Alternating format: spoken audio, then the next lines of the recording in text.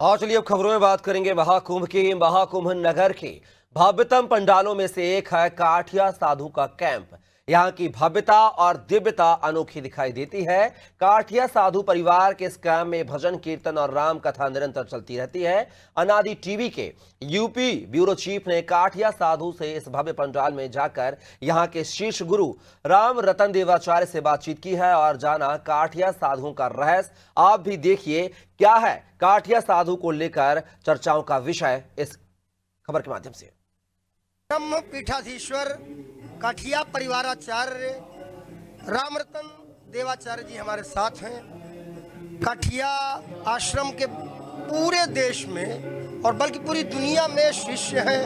वो परिवार जो काठिया आश्रम से जुड़े हुए हैं, न जाने कितने वर्षों से, कितने काल से यहाँ आते रहे हैं।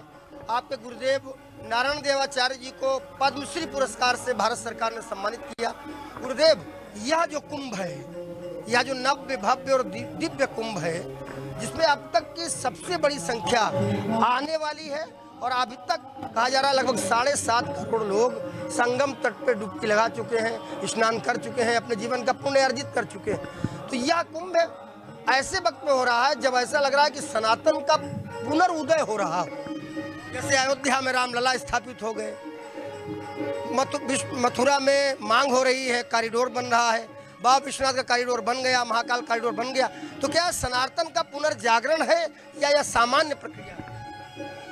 मैं कुंभ पर्व में पधारे हुए समस्त महामंडलेश्वर मंडलेश्वर द्वाराचार्य परिवाराचार्य जगत गुरुओं को वंदन। इस कुंभ में प्रत्यक्ष अप्रत्यक्ष जो ऋषि लोग हैं, देवता लोग हैं, सबको वंदन। कुंभ पर्व जो है वैसे तो सनातनियों का मेला है और सनातनियों को एकता का मेला है, प्रेम का मेला है, भावनाओं का मेला है। अभी सनातन को वैसे तो कोई नष्ट नहीं कर पाया।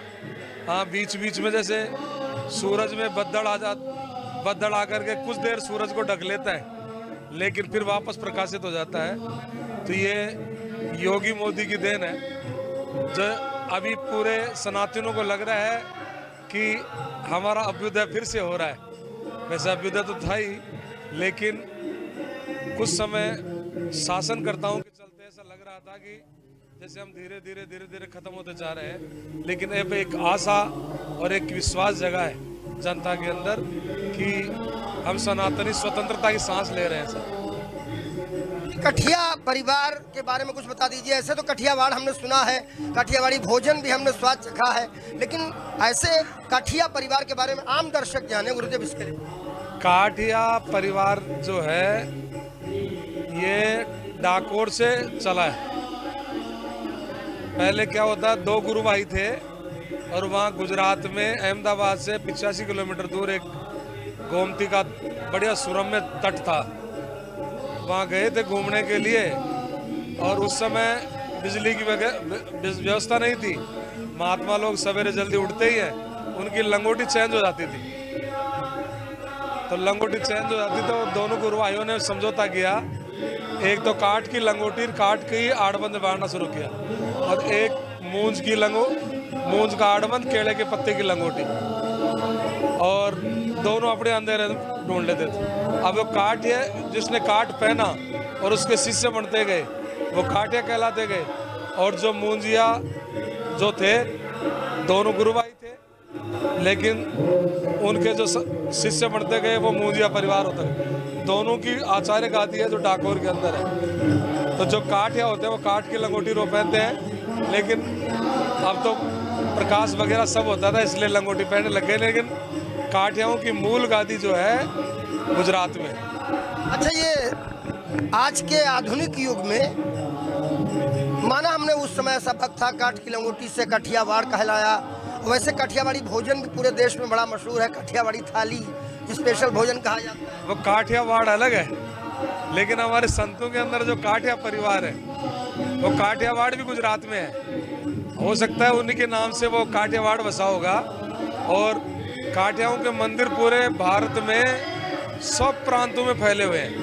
पूरे भारत में काठियाओं के मंदिर हैं और काठियाओं की काट की लंगोटी पहनेंगे, भगवान नरसिंह की उपासना रखेंगे, सीताराम जी शालिग्राम जी की उपासना रखते हैं और अन्न क्षेत्र में राम नाम संकीर्तन में इनमें अहरनिश लगे रहते हैं। बस यही चीज चलाते हैं। आचार्य रामरतन देवाचार्य जी, हमने उनसे बेबाक सवाल पूछे, उन्होंने अपने अंदाज में जवाब दिए।